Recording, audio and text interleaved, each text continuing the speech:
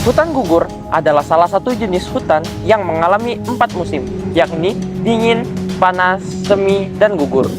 Sedangkan arti dari bioma sendiri yakni pengelompokan flora dan fauna secara ekologis yang terbesar di setiap wilayah.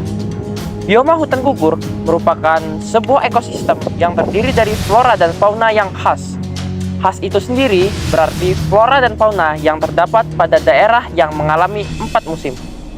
Bangladesh adalah salah satu negara yang mengalami 4 musim sehingga adanya hutan gugur.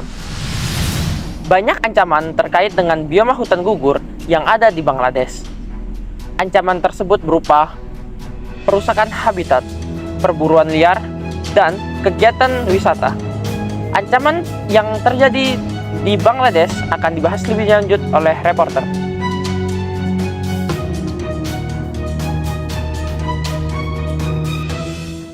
Perkembangan dan pertumbuhan penduduk manusia secara signifikan mengakibatkan adanya permasalahan lingkungan, yaitu hilangnya habitat yang menjadi hak dari fauna setempat.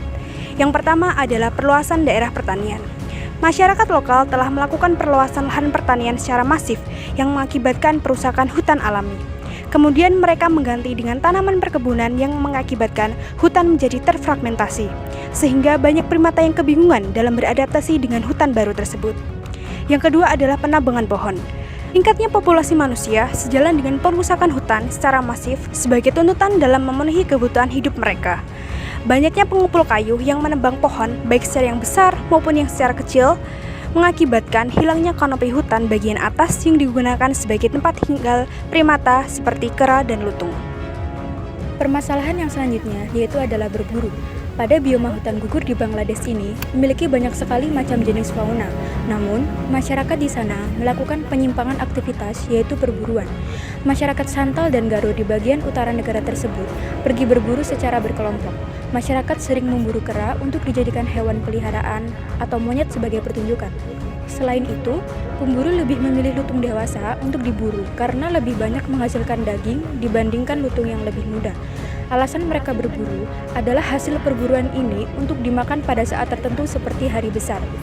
Berburu dan perburuan liar ini adalah aktivitas yang merugikan. Menurut Uni Internasional untuk Konservasi Alam Bangladesh 2015, ancaman ini memiliki dampak yang besar seperti kepunahan dari primata yang ada dalam ekosistem hutan tersebut. Kegiatan wisata dengan masalah lingkungan tentu saja tidak dapat terpisahkan. Kegiatan wisata yang tidak terkendali tercatat di hutan Madupur, terutama saat musim dingin, selama festival keagamaan seperti Hari Raya Idul Fitri, Puja, dan lain-lain. Hutan Madupur sendiri merupakan hutan gugur terbesar di Bangladesh. Berdasarkan pada penelitian yang dilakukan pada bulan April hingga Oktober di tahun 2015, terdapat berbagai ancaman utama bagi para primata. Pengunjung terlihat membawa pengeras suara dan memasak makanan di tepi hutan.